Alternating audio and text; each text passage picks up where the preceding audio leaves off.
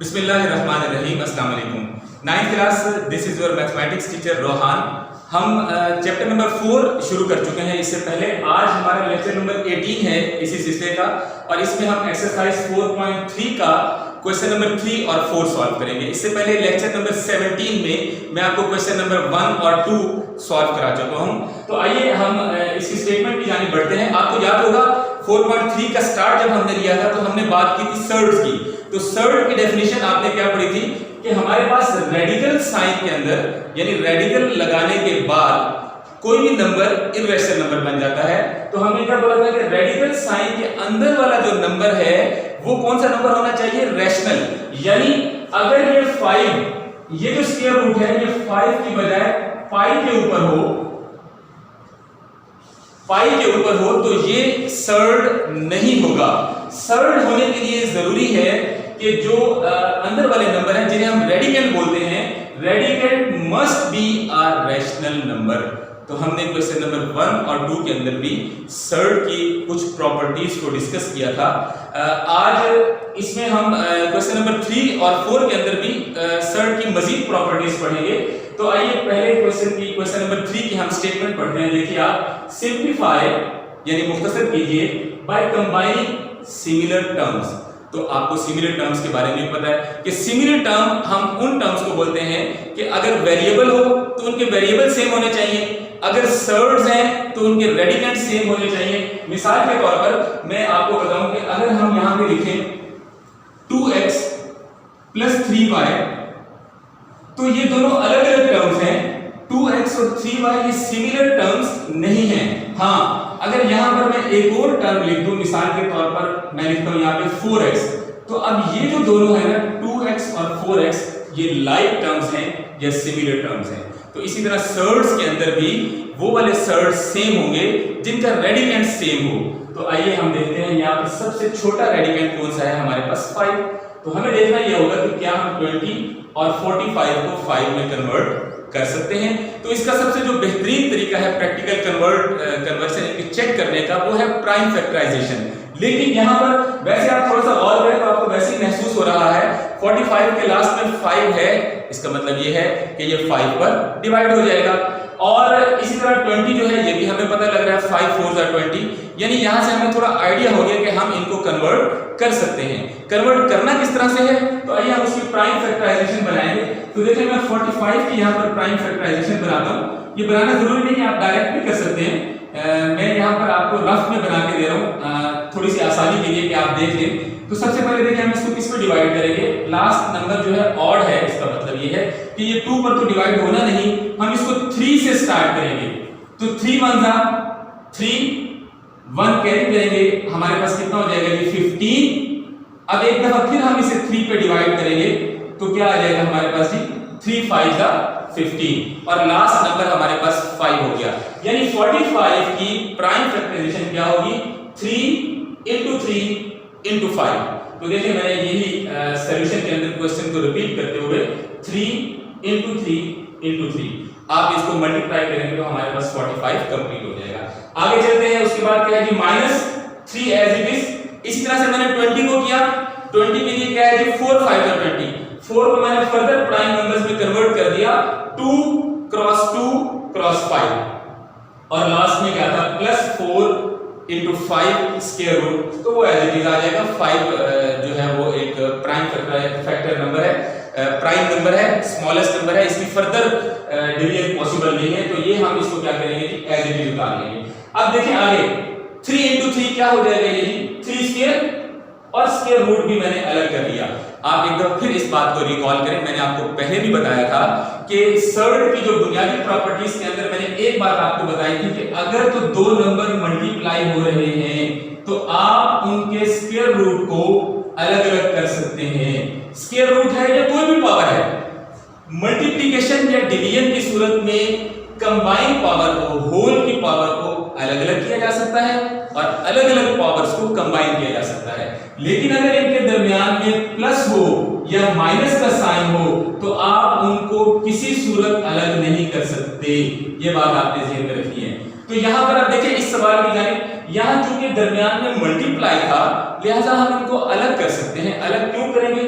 जो same number है, like numbers हैं, यहाँ लफ्ज था ना आपके पास सिमिलर टर्म्स, तो सिमिलर नंबर्स को हमने अलग कर दिया और चूंकि वो दो टाइम मल्टीप्लाई हो रहे थे, हमने लिख दिया 3 स्क्वायर रूट अलग और 5 के ऊपर स्क्वायर रूट अलग आ गया।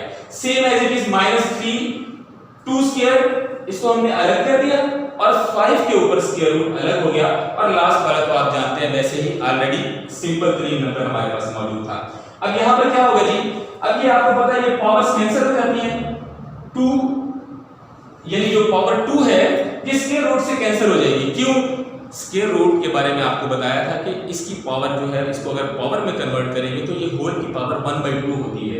यानी ये दरअसल आप चाहें तो इसको यूं भी लिख सकते थे अगले स्टेप में 3^2 मल्टीप्लाई 1/2, तो 1/2 और 2 आपस में कैंसिल हो जाएंगे तो हमारे पास क्या बचेगा 3। उसके बाद 5 स्क्वायर रूट वैसे आ गया, फिर -3 और यहां पर भी देखिए वही काम किया हमने कि ये 1/2 है और ये 2 है, ये दोनों आपस में कैंसिल हो गए तो हमारे पास क्या बच गया 3 × 2, यानी यहाँ दरमियान में कोई साइन नहीं था तो ये मल्टीप्लाई का साइन आएगा जिसे मैंने वाज़ेह करने के लिए ब्रैकेट यहाँ पे लगा दिए और उसके बाद मल्टीप्लाई बाय 5 स्क्वायर रूट, तो वो हमने एज इट इज यहाँ पे कॉपी कर लिया और लास्ट में 4 × 5 अंडर रूट भी एज इट इज नीचे लिख लिया हमने। मजीद सिंपलीफिकेशन करते हैं, 3 5 अंडर रूट ये सिंपलीफाइड फॉर्म में है, आप इसे अंदर मल्टीप्लाई नहीं कर सकते, याद रखिएगा। दो नंबर्स तब उस सूरत में मल्टीप्लाई होंगे अगर यहाँ स्क्वायर रूट है, यहाँ भी स्क्वायर रूट हो तो इसको मल्टीप्लाई कर सकते हैं। यानी अगर एक नंबर जो है वो स्क्वायर रूट की फॉर्म में या किसी भी पावर की शक्ल में लिखा हुआ है तो जो अंदर वाला नंबर है, जैसे यहाँ पे इसको हम बोलते हैं कि 5 रेडिकेंड है, इसको आप सिंपल नंबर से मल्टीप्लाई कभी नहीं कर सकते, ये ऐसे ही एज इट इज रहेंगे। इसको हमने एज इट इज नीचे उतार लिया, इसको हम मल्टीप्लाई करके देखिए यहाँ भी अब कोई पावर नहीं है, 2 के ऊपर भी कोई पावर नहीं है, दोनों सिंपल नंबर्स हैं, हम इन दोनों को मल्टीप्लाई कर सकते हैं। 3 2 6 और 5 अंडर रूट, फिर वैसे हम इसको आगे मल्टीप्लाई नहीं कर सकते और लास्ट में 4 × 5 स्क्वायर रूट, ये हमारे पास सिंपलीफाइड रेडिकल था जो शुरू से ये सर्ड कहें इसे या रेडिकल कहें, दोनों नाम आप दे सकते हैं, ये एज इट इज चलता हुआ आ रहा है। अब आप देखिए 3 टर्म्स हैं, ये तीनों लाइक टर्म्स हैं, सिर्फ इनके ये कोएफिशिएंट चेंज है बाहर वाले, ये 3 × 5 square root -6 × 5 square root plus 4 × 5 square root, यहां से हम 5 स्क्वायर रूट कॉमन ले लेते हैं, कॉमन लेंगे बाकी सारे नंबर ब्रैकेट में बंद होंगे, 5 स्क्वायर रूट कॉमन चला गया तो ये क्या बचेगा हमारे पास 3, यहां से 5 स्क्वायर रूट कॉमन चला गया तो क्या रह जाएगा नंबर -6 और इसी तरह यहां से 5 स्क्वायर रूट कॉमन चला गया तो अंदर क्या बच जाएगा हमारे पास 4। तो इन नंबर्स को आप सिंपलीफाई कर लेंगे तो आप ऐसा भी कर सकते हैं, ये देखिए ये +3 है और ये -6 है, तो माइनस के ज्यादा है कितने हो जाएंगे -3 और लास्ट में क्या है +4, तो -3 + 4 + 1 रह जाएगा, तो खाली 1 जो है वो लिखने की जरूरत नहीं है, 1 किसी भी नंबर से मल्टीप्लाई हो तो वही नंबर हमारा आंसर होता है। तो आप ऐसा भी कर सकते थे, पहले दोनों प्लस वाले ऐड कर लें, यानी आप देखिए ये +4 है और ये यहाँ कोई साइन नहीं है तो ये +3 है, तो +4 और +3 कितने हो गए हमारे पास +7 और +7 में से -6 जाएगा तो 1 हमारा आंसर होगा जो कोएफिशिएंट के तौर पे होगा, तो उसको 5 स्क्वायर रूट से मल्टीप्लाई करेंगे तो हमारे पास 5 स्क्वायर रूट इसकी सिंपलीफाइड फॉर्म है क्वेश्चन नंबर 3, इसका पार्ट 1 है। तो आगे चलते हैं क्वेश्चन नंबर 3 का जो है पार्ट 2। इस सवाल के 4 पार्ट्स हैं, मैंने इनमें से 2 पार्ट्स का इंतखाब किया है, बाकी 2 मैंने आपके लिए छोड़ने हैं, आप उनको ट्राई कीजिएगा। उसके बाद अगर आपको कोई प्रॉब्लम हो तो आप मुझसे रब्ता कर सकते हैं, यहीं पर जो है वो कमेंट में भी आप बता सकते हैं, अगर जरूरत होगी तो मैं उनको आपकी आसानी के लिए दोबारा सॉल्व कर दूंगा उन पार्ट्स को भी। फिलहाल मैंने एक और पार्ट का इंतखाब किया है, पार्ट 3 मैंने आपके लिए यहाँ पे मुंतखब किया है, ये उसी जैसा ही सवाल है, बल्कि यूं कहूं कि ये उससे भी थोड़ा आसान है। क्यों, आप देखें इस क्वेश्चन पर गौर करें तो इसके अंदर हमारे पास ये जो दोनों सर्ड दिए हुए हैं वो ऑलरेडी सेम है, लाइक टर्म्स हैं, तो हमें सवाल में क्या करना था, सिमिलर टर्म्स को कंबाइन करना था, तो यहाँ पे सर्ड पहले ही सिमिलर है तो हमारा आधा काम आसान हो गया है, हमें जस्ट यहाँ इन्हें कंबाइन करना है। तो कंबाइन का आप तरीका पढ़ चुके हैं, क्या जो हमने यहाँ पे कंबाइन किया था, जो सर्ड था सेम जो सेम नंबर था वो हमने कॉमन किया था, अंदर बाकी सारे कोएफिशिएंट आ गए थे, तो यहाँ पर भी वही काम होगा। देखिए मैंने सॉल्यूशन लिखने के बाद क्वेश्चन को रिपीट किया, अब ये जो बाहर 3 स्क्वायर रूट मल्टीप्लाई हो रहा है इसको तो मैंने वैसे रहने दिया है, और ये जो 33 स्क्वायर रूट है इसको हम कॉमन ले रहे हैं बाहर। ये देखिए ये बाहर आ गया। अच्छा, अब आप यहाँ पर कुछ बच्चे ये भी सोच सकते हैं कि यहाँ पे आपने इसे लास्ट में लिखा था, जो कॉमन लिया है उसको आपने ब्रैकेट के बाद में लिखा है, और यहाँ पर जो कॉमन लिया है उसे ब्रैकेट से पहले लिख दिया है। तो बेटा ये मल्टीप्लिकेशन है, आगे पीछे होने से कोई फर्क नहीं पड़ता। आप 2 को 3 से मल्टीप्लाई करें फिर भी आंसर 6 है, 3 को 2 से मल्टीप्लाई करें फिर भी आंसर 6 है। तो अमूली तौर पे रिवाज ये है कि अगर हमारे पास एक नंबर और सर्ड मल्टीप्लाई हो रहे हो तो सर्ड को बाद में लिखा जाता है। यानी जैसे हम यहाँ हमने लिखा था, जैसे ये देखिए ये एक टर्म लिखी है तो इसको 2x, अगर आप x2 लिख देंगे तो वो भी गलत नहीं है, लेकिन एक जो ट्रेडिशन है जो लिखने में अच्छा भी लगता है, पढ़ने में भी आसान है, वो ये कि हम वेरिएबल को बाद में लिखते हैं, स्क्वायर रूट वाले नंबर्स को बाद में लिखते हैं। लेकिन यहाँ मैंने क्यों पहले लिख दिया है? एक बात तो मैंने आपको पहले भी बताई कि पहले या आखिर में लिखने से फर्क नहीं पड़ता। मैं यहाँ पर भी इसको बाद में लिख सकता था, लेकिन यहाँ मैंने इसे शुरू में इसलिए लिखा है कि यहाँ इस जैसा हमें नजर आ रहा था कि एक नंबर ऊपर से क्यों उतर रहा है, तो मैंने सोचा कि इसको भी हम स्टार्ट में लिख देते हैं, दोनों सेम टर्म्स कंबाइन हो जाएगी, क्योंकि इस सवाल के अंदर यही हमारा टारगेट है कि हमें सिमिलर टर्म्स को कंबाइन करना है। तो लिहाजा हमने ये 3 स्क्वायर रूट जो है वो स्टार्ट में लिख लिया। अब आप देखिए ये दोनों 3 स्क्वायर रूट 2 टाइम हो गया, तो जब कोई भी नंबर 2 टाइम मल्टीप्लाई होगा तो उसकी पावर बन जाएगी 2, यानी किसी नंबर को जितनी दफा मल्टीप्लाई करेंगे वही उसकी पावर बन जाती है। तो स्क्वायर और स्क्वायर रूट आपस में कैंसिल हो गए। स्क्वायर रूट की पावर अगर कोई ना दी गई हो तो 1/2 होती है। लास्ट क्वेश्चन में भी हमने यही बात डिस्कस की। तो यहाँ पर भी स्क्वायर और स्क्वायर रूट आपस में कैंसिल हुए तो हमारे पास 3, और ये जो कॉमन लेने से हमारे पास अंदर नंबर बचे थे, यानी ये 3 स्क्वायर रूट बाहर गया तो क्या बच गया था यहाँ पे 2, आगे प्लस एज इट इज, और 3 स्क्वायर रूट बाहर जाने से यहाँ से हमारे पास क्या रह गया था 3। तो 2 और 3 कितने हो गए 5, और यहाँ ये जो स्क्वायर और स्क्वायर रूट कैंसिल हुए तो ये 3 बच गया। तो इन दोनों के दरमियान में भी कोई साइन नहीं है तो मल्टीप्लाई का साइन है, तो 3 और 5 आपस में मल्टीप्लाई होंगे तो 3 5 जा 15। तो ये हमारा पार्ट 3 जो है वो क्वेश्चन नंबर 3 का कंप्लीट हुआ। और अब चलते हैं क्वेश्चन नंबर 4 की जानिब। यहाँ पर देखें हमें क्वेश्चन क्या दिया हुआ है जी, सिंप्लीफाई यानी मुख्तसर करें। तो मुख्तसर कैसे करेंगे? जो सर्ड्स के बेसिक ऑपरेशन हमने पढ़े हैं, बेसिक बुनियादी उसूल पढ़े हैं, जो मैंने अभी भी आपको रिवाइज कराए हैं, एक मरतबा फिर मैं आपको बता दूं जो सबसे अहम बात इसके अंदर है, इन सवालों के अंदर जो गलती का चांस है, हाँ यहाँ पर कि प्लस या माइनस हो रहे हो तो हम उनकी पावर्स को, उनके स्क्वायर रूट्स को अलग अलग नहीं कर सकते। ये सबसे अहम बात है ऑब्जेक्टिव पॉइंट ऑफ व्यू से भी और क्वेश्चंस को अटेम्प्ट करते हुए भी, और यहीं से ही जो है वो गलती का चांस होता है। और मल्टीप्लाई और डिवाइड होने की सूरत में अलग अलग कर सकते हैं, यानी अगर ये यूं भी लिखा होता a ओवर b तो भी आप इसे अलग अलग कर सकते हैं, और अगर डिवाइड में अलग अलग लिखे हुए हैं तो आप कंबाइन भी कर सकते हैं। ठीक है, तो ये आपका रफ वर्क है, मैंने आपको समझाने के लिए यहाँ पे बताया है। इसका इस क्वेश्चन के सॉल्यूशन के अंदर डायरेक्ट कोई लिंक नहीं है। अब देखें सिंपलीफाई करते हैं हम। हमारे पास स्टेटमेंट है, क्वेश्चन क्या दिया हुआ है, 5 square root plus 3 square root और होल स्क्वायर। तो होल स्क्वायर से एक ही फार्मूला ज़हन में आना चाहिए, वेरी बेसिक फार्मूलाज जो 6-7 क्लासेस से आप पढ़ते हुए आ रहे हैं कि a प्लस b होल का स्क्वायर क्या होता है जी, a square plus b square plus 2ab। तो ये 2ab इनको आगे पीछे भी लिखा जा सकता है, आप इसको यूं भी लिख सकते थे a square plus 2ab plus b square. तो किसी भी तरतीब से लिख लें, इससे कोई फर्क नहीं पड़ता क्योंकि दरमियान में इनके ऐड है। तो ये वेरी बेसिक फार्मूला है। इस चैप्टर के अंदर 10 बुनियादी फार्मूलाज हैं, और जब तक आपकी फार्मूले पर ग्रिप नहीं होगी आपके सवाल सही होने का चांस नहीं बनता। तो जब चैप्टर 4 हमने स्टार्ट किया था तो पहले ही लेक्चर में तमाम फार्मूलाज की लिस्ट आपको बना के दे दी गई थी। इसके अलावा मैं पीडीएफ फॉर्म में भी आपको वो लिस्ट सेंड कर दूंगा। तो आपने उन फार्मूलाज को कुछ दिन तक, जब तक ये चैप्टर चल रहा है, आप कोई भी एक्सरसाइज करने लगते हैं, आप डेली अपनी रूटीन बना लें कि आपने कम से कम एक दफा उन तमाम फार्मूलाज को नोट करना है, लिखना है ज़बानी। और इसका तरीका ये होगा कि आप फार्मूले की लेफ्ट साइड, जैसे ये है ना a plus B whole square, तो तमाम फार्मूलाज की ये लेफ्ट साइड लिखिए, और उसके बाद अपनी बुक या अपनी नोटबुक बंद करने के बाद आप उनकी राइट साइड खुद ब खुद ज़बानी लिखें। तमाम फार्मूले ज़बानी लिखने के बाद अब आप अपनी बुक ओपन करके या अपना वो नोट्स जो पीडीएफ फॉर्म में है उनको ओपन करके आप उनसे मैच करें।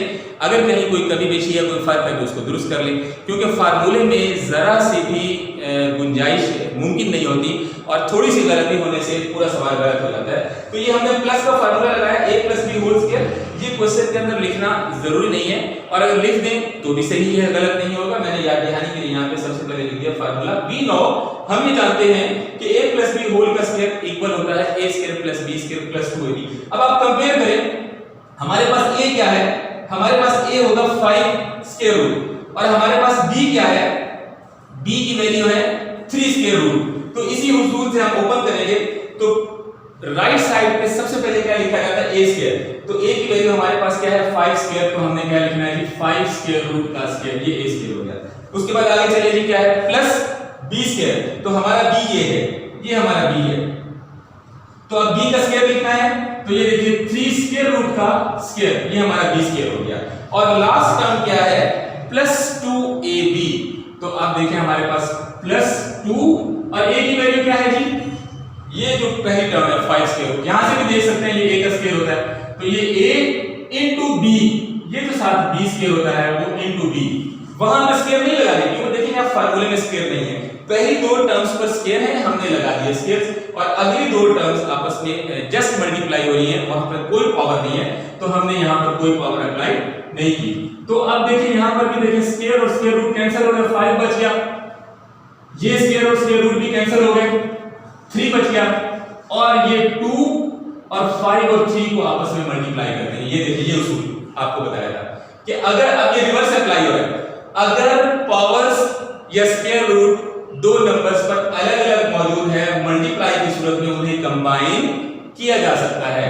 तो यहां जो मल्टीप्लाई था इसलिए हमने इनको कंबाइन करके इनका एक ही स्क्वायर रूट बना लिया, और इनको जब मल्टीप्लाई करेंगे तो 5 3 15।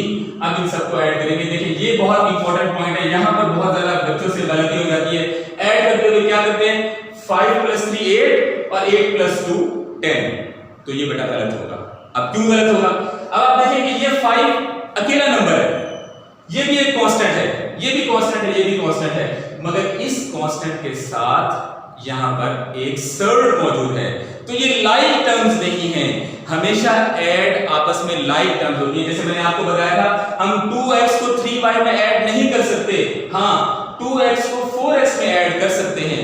तो सेम हियर हम 5 और 3 को तो ऐड कर सकते हैं क्योंकि ये दोनों लाइक टर्म्स हैं, लेकिन 5 और 3 को 2 में ऐड नहीं कर सकते, इसलिए कि 2 जो है वो इनके साथ सिमिलर टर्म नहीं है। 5 और 3 को ऐड करने से हमारे पास क्या आ गया आंसर 8, और ये जो 2 एज इट इज आ जाएगा। अंदर जो नंबर थे जो रेडिकेंड हैं, दो नंबर से 5 और 3 मल्टीप्लाई करने से 15 स्क्वायर रूट, यानी 8 + 2 15 square root. This is the simplified form and that is the answer of this question, जो कि क्वेश्चन नंबर 4 का पार्ट 2 था।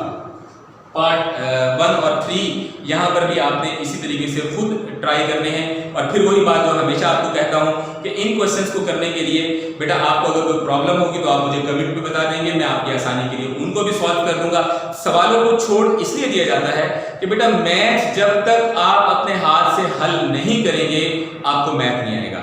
मैथ के आने का, मैथ पर ग्रिप होने का एक ही उसूल है कि उसको आप खुद करें, और उसके बाद करने के दौरान जब आपको कोई प्रॉब्लम का सामना करना पड़ता है, कहीं से कोई पॉइंट समझ नहीं आता, अब आप उस पॉइंट को तलाश करें, अपने पिछले लेक्चर्स में से देखें, अपने टीचर से कंसल्ट करें। तो इस तरीके से जब आप सवालों को हल करेंगे तो आपके बेसिक कॉन्सेप्ट भी अच्छे होते जाएंगे और आपकी मैथ एज ए रिजल्ट अच्छी होती जाएगी। तो आगे बढ़ते हैं, जो पार्ट 4 है इसका। तो अब आप देखें कि हमें एक क्वेश्चन दिया हुआ है, देखने में ये क्वेश्चन जो है थोड़ा सा खौफनाक लग रहा है, बड़ा बड़ा सवाल लग रहा है, लेकिन आपने फार्मूलाज को जब फॉलो करना है तो सब आसान हो जाएगा। आपने गौर नहीं करना है वो इतने सारे ये स्क्वायर रूट ऊपर नीचे। आप अगर देखें इसको, सबसे पहले आसानी तलाश करें सवाल में। देखिए हमारे पास क्या आसानी है, आप देखिए ये 2 स्क्वायर रूट है और ये भी 2 स्क्वायर रूट, दोनों सेम नंबर है। आगे आ जाए, यहां हमारे पास ये क्या है जी 1/3 और ये भी 1/3, 3 स्क्वायर रूट दोनों जगह पर, तो दोनों सेम है। यानी रिजल्ट ये निकला कि ये जो दो हमारे पास ब्रैकेट्स दी हुई हैं जिसमें एक प्लस है और एक जगह दरमियान में माइनस है, थोड़ा सा फार्मूलाज को अपने दिमाग में रिकॉल करें। ये भी उन्हीं बुनियादी फार्मूलाज में से है, इस फार्मूले की तरह जो आप 6-7 क्लासेस से पढ़ते हुए आ रहे हैं कि दो ब्रैकेट्स आपस में मल्टीप्लाई हो रही हैं, एक जगह इन बिटवीन प्लस है, एक जगह माइनस है, और उन दोनों ब्रैकेट्स में एक कॉमन चीज ये है कि दोनों ब्रैकेट्स के पहले पहले नंबर सेम है और दोनों ब्रैकेट्स के दूसरे दूसरे नंबर भी सेम है। तो देखिए मैंने सॉल्यूशन के अंदर फार्मूले क्वेश्चन को रिपीट किया और मैंने वो फार्मूला याद किया कि दो ब्रैकेट्स आपस में मल्टीप्लाई हो रही है। ये देखिए ये भी ए, ये भी ए और ये भी, ये भी, और दोनों में फर्क क्या है, एक जगह प्लस और एक जगह माइनस। तो इसका आंसर क्या होता है जी, दोनों पे स्क्वायर लगा के दरमियान में माइनस, यानी फर्स्ट टर्म का भी स्क्वायर माइनस सेकंड टर्म का भी, सेकंड नंबर का भी स्क्वायर। तो उसी को हम अप्लाई करते हैं। देखें जी हमारे पास फर्स्ट सेम नंबर क्या है जी, 2 स्क्वायर रूट, तो मैंने यहां पे लिख दिया 2 स्क्वायर रूट। फार्मूले के हिसाब से दरमियान में क्या आएगा, माइनस। ये देखिए ये हमारे पास दरमियान में माइनस। उसके बाद आगे क्या होगा जी, सेकंड टर्म का स्क्वायर। तो सेकंड टर्म हमारे पास कौन सी है जी, 1/3 स्क्वायर रूट। तो देखिए ये सेकंड टर्म का स्क्वायर हमने लिख दिया 1/3 स्क्वायर रूट और होल स्क्वायर। सिंपलीफाई करते हैं, 2 से 1/2 कैंसिल, स्क्वायर रूट जो है वो 1/2 है, तो रिमेनिंग क्या हो गया 2। आगे ये देखिए माइनस, इसके बाद यहां पर देखिए 1 का स्क्वायर लेंगे तो 1 और नीचे वाले का जब हमने 3 स्क्वायर रूट के ऊपर स्क्वायर आएगा तो स्क्वायर और स्क्वायर रूट आपस में कैंसिल होंगे तो हमारे पास क्या रह जाएगा 3। तो हमारे पास यहां पर देखिए सिंपलीफाइड फॉर्म क्या निकली 2 माइनस 1/3। इसका एलसीएम लेंगे, यहां पर कोई नंबर नहीं है तो आप क्या क्या कह सकते हैं, यहां पर हमारे पास कोएफिशिएंट नीचे डिनोमिनेटर में 1 है तो 3 और 1 का एलसीएम क्या होगा 3। अब क्या करना होगा एलसीएम लेने के लिए, 1 का टेबल पढ़ना है, 1 3 are 3, तो ये जो 3 आंसर होता है ये ऊपर इससे मल्टीप्लाई हो जाता है, 3 2 are 6, उसके बाद माइनस। अब 3 को 3 से डिवाइड करेंगे क्या आंसर आएगा, 3 1 are 3, ये जो आंसर है हमारा इसको ऊपर मल्टीप्लाई हो जाना है तो 1 into 1 1 ही रह जाएगा। तो फाइनली हमारे पास 6 minus 1/3 और 6 में से 1 माइनस करेंगे तो क्या बचेगा हमारे पास 5/3। This is the simplified form of this question. तो बेटा इन क्वेश्चंस को आपने न सिर्फ इनको सॉल्व करना है बल्कि जो सवाल मैंने छोड़ दिए हैं आपने उन्हें भी उनको भी सॉल्व करना है अच्छे तरीके से। अब हमारे पास इसका लास्ट पार्ट बाकी है और पेपर पॉइंट ऑफ व्यू से न सिर्फ ये क्वेश्चन इंपॉर्टेंट है बल्कि वो लास्ट पार्ट भी इंपॉर्टेंट है। तो आइए हम उस सवाल पे जाने पड़ते हैं। तो बेटा अब क्वेश्चन नंबर 4 इसका पार्ट 5 है। तो देखने में ये सवाल भी आपको काफी लंबा लग रहा है, तो पिछले सवाल की तरह मैं आपको फिर ये बोलूंगा कि सिर्फ क्वेश्चन को देख के आपने बिल्कुल नहीं घबराना। आपने सिर्फ ये देखना है कि इन क्वेश्चंस के ऊपर या दिए गए सवाल के ऊपर वो कौन सा बेसिक फार्मूला है जो आप अप्लाई कर सकते हैं। तो यहाँ पर हमारे पास जो क्वेश्चन है, पहले आप देखें x square root plus y square root. Question को मैंने यहाँ रिपीट किया है सोल्यूशन के अंदर, x square root minus y square root. आपको अब यहीं से ही अंदाजा होना शुरू हो जाएगा सिर्फ ये दो ब्रैकेट्स लिखने के बाद ही कि ये तो सेम सेम चल रहे हैं। दोनों ब्रैकेट्स के पहले वाले नंबर सेम हैं और दोनों ब्रैकेट्स के बाद वाले नंबर सेम हैं और दोनों के दरमियान में जो डिफरेंस है वो सिर्फ साइन का है। पहली ब्रैकेट में प्लस है तो दूसरी में माइनस है। तो आप जरा ज़हन में रिकॉल कीजिए यहाँ पर भी कौन सा फार्मूला आता है। तो क्वेश्चन को आगे बढ़ाते हैं, x plus y x square plus y square. तो ये जो अगली दो ब्रैकेट्स हैं इनमें आपको बजाय कोई सिमिलैरिटी नजर नहीं आ रही, तो कोई बात नहीं, इसको हम एज इट इज जाने देंगे। जहां हमें सिमिलैरिटी महसूस हो रही है, मिल रही है, उसको तो हम सॉल्व करते हैं। तो फार्मूला मुझे उम्मीद है आपके जहन में आ गया होगा, मैंने यहाँ लिख भी दिया है, देखें वी नो दैट ये वही फार्मूला जो भी हमने पिछले पार्ट में अप्लाई किया है। तो मैंने आपको पहले बताया है कि वो क्वेश्चन भी इंपॉर्टेंट है पेपर पॉइंट ऑफ व्यू से और ये भी वेरी इंपॉर्टेंट क्वेश्चन है। तो क्या सिमिलैरिटी थी जी, दोनों ब्रैकेट्स सेम है, यानी उनकी पहली टर्म्स भी सेम है और दोनों की बाद वाली टर्म्स भी सेम है। तो ये फार्मूला देखें a plus B into a minus B, इन दोनों में देखिए यही फर्क ही है सिर्फ साइन का, कि यहाँ पर हमारे पास प्लस है और यहाँ माइनस है। साइन से पहले ये जो डिफरेंट चेंज हो रहा है, साइन एक ब्रैकेट में प्लस और एक में माइनस, इससे पहले वाली टर्म दोनों जगहों पे सेम है। यहाँ पर देखिए ये a है, ये भी a है और बाद वाली टर्म देखिए यहाँ पर ये b है, ये भी b है। ये वही फॉर्मूला है जो आपने पिछले क्वेश्चन में भी अप्लाई किया। आंसर क्या है जी, दोनों टर्म्स का स्क्वायर लेने के बाद दरमियान में माइनस। तो इसी फॉर्मूले को अप्लाई करेंगे हम इन दो ब्रैकेट्स के ऊपर। पहली दो ब्रैकेट जो हमें सेम लग रही थी, पहली दो सेम है, आगे डिफरेंट है। जो डिफरेंट है उनको छोड़ दिया हमने, उन दोनों डिफरेंट ब्रैकेट्स को देखें यहाँ पे एज इट इज हमने उतार दिया। ये जो हमारे पास दो डिफरेंट ब्रैकेट्स थी, ये देखिए ये मैंने नेक्स्ट स्टेप में इनको एज इट इज कॉपी कर दिया है, लेकिन जो सेम है उनके ऊपर फार्मूला अप्लाई किया, फर्स्ट टर्म का स्क्वायर माइनस ये देखिए पहले टर्म का स्क्वायर माइनस सेकंड टर्म का स्क्वायर, तो ये माइनस फार्मूले का और सेकंड टर्म का स्क्वायर।